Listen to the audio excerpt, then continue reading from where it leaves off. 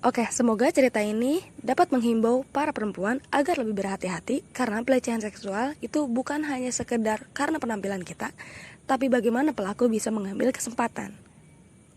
Jadi gini ceritanya, 29 November 2019, pukul 18.30 ya sebelum Isya, gue pergi untuk membeli makanan untuk orang tua gue yang lagi sakit. Terus gue ketemu orang ini, pelaku ini di gang yang biasa gue lewatin. Pelaku ini nyamperin gue dan bilang, Neng diikutin jin. Terus gue bilang, oh masa sih pak, kenapa gue ngerespon? Dia ngomongnya sopan banget. Kalau lu ketemu orang ini, ini orang beda banget deh. Orang ngomongnya sopan banget. Gue gak tahu gue dihipnotis atau emang gue tertarik sama cara ngomongnya, cuman dia sopan banget. Terus, iya Neng diikutin sama jin. Jinnya ada di dada Neng, ada di sini Neng. Dia nunjukin dadanya dia gitu. Oke, gue mencoba dengerin. Dan dia bilang kalau gue disuruh baca ayat kursi gitu. Si bapak-bapak ini bacain surah gitu buat gue. Terus gue gak ngeliat keanehan karena dia bacanya seperti pada umumnya dan seperti orang-orang kayak orang pinter gitu.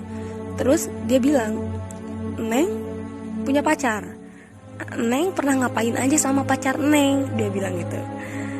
Neng dulu di sini pernah ngapa-ngapain ya? Neng harus cerita karena si jin ini suka sama masa lalu Neng. Dan di situ gue langsung ngerasa ya gue nggak goblok-goblok amat lah. Gue langsung bilang, maaf mas, ini masa lalu saya nggak punya pacar juga dan nggak separah mungkin apa yang mas pikirkan gitu. Terus dia bilang, enggak Neng, enggak mungkin. Terus karena dia kayaknya emosi gitu sama gue, karena gue gak mau ceritain aibnya, dia ngomong gini, yaudah Neng, kita ketemu tuh sama orang tua Neng rumahnya daerah sini kan, dia bilang gitu. Terus gue gak ngasih tau rumah gue di mana dan posisi itu padahal udah deket banget kan. Terus gue bilang, enggak mas, maaf, orang tua saya lagi sakit, gue gituin kan. Terus dia bilang, ya udah nggak apa-apa, kita yang ke rumah Neng aja, kita bahas masalah ini gitu, kita bahas apa yang terjadi. Nah, gue tahu kenapa dia ngajakin orang tua, karena pertama dia bakal ngungkapin aib-aib kita dan mencoba untuk ngebujuk kita aib kita di depan orang tua. Gue nggak mau dan ya nggak ada urusan campurnya gitu loh, bukannya gue nggak mau karena ada apa-apa gitu. Terus akhirnya gue tetap tolak setolak-tolaknya, dan dia kekeh untuk ngasih tahu gimana caranya biar gue cerita gitu. Terus si bapaknya ini bilang, ya udah kalau Neng nggak mau cerita, saya yang doain Neng aja, saya yang rukyah Neng aja. Si tangan bapak-bapaknya ini mencoba mendeketin ke dada gue. Gue tolak, Mas mau ngapain? Maaf Neng, punten Neng, jangan kayak gitu. Saya mau doain Neng aja, katanya. Ngomongnya sopan banget. Saya mau doain Neng aja. Saya mencoba untuk ngusir jinnya.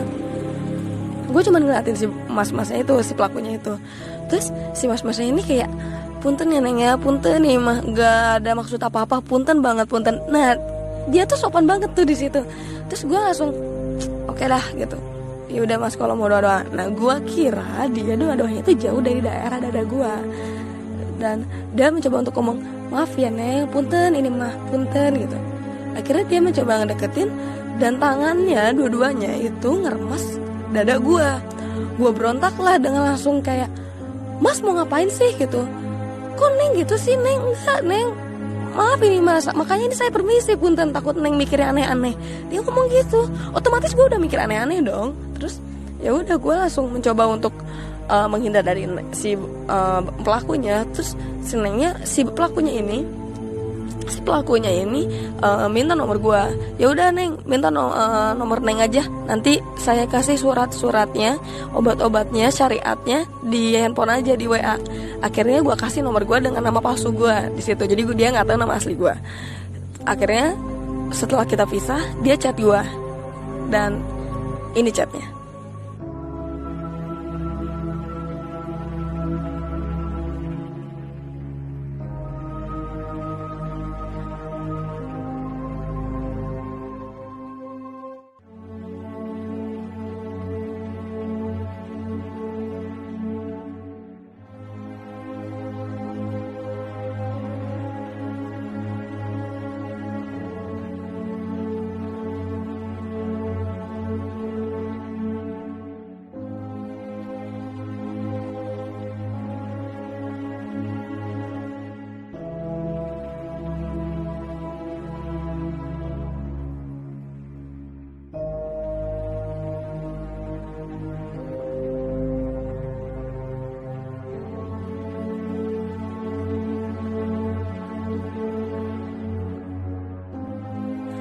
Dan di situ pun gue baru merasa yang namanya panik.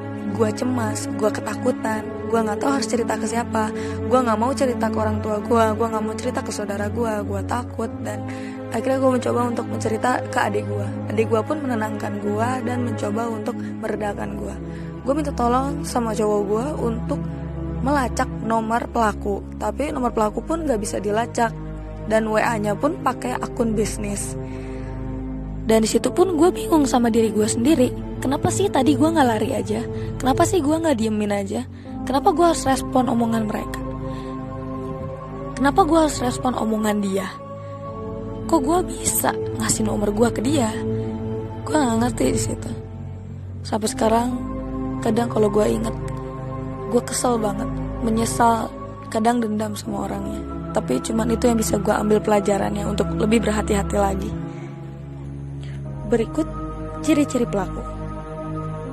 Kulitnya putih, matanya sipit, bicaranya agak cadel, badannya gemuk, kisaran umur 35-an. Dia selalu membawa motor matic warna putih dan memakai helm. Dandanannya rapih seperti orang pekerja. Dan asal kalian tahu, pelaku ini masih berkeliaran di sekitar Bogor dan masih mencari mangsa-mangsa selanjutnya, karena sejauh ini belum ada laporan-laporan kepolisian yang tentang pelecehan seksual bermodus ruqyah atau bermodus agama kayak gini. Ini rusak banget sumpah. Dan gua rasa masih ada peluang untuk kita mencari orangnya, karena belum ada laporan dan dia masih berkeliaran di Bogor gitu.